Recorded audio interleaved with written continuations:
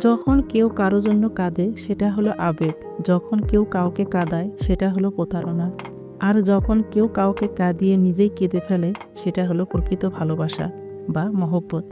আসসালামু আলাইকুম, আমি Shahina. Welcome to my YouTube channel Shahinaz kitchen BD. আজকে আমি আবারও হাজির হয়ে গেলাম একটি শরবত রেসিপি নিয়ে, যা মহব্বতের শরবত নামে পরিচিত। আসুন তাহলে দেখে নিই আমি এই মহব্বতের শরবত কিভাবে তৈরি করছি।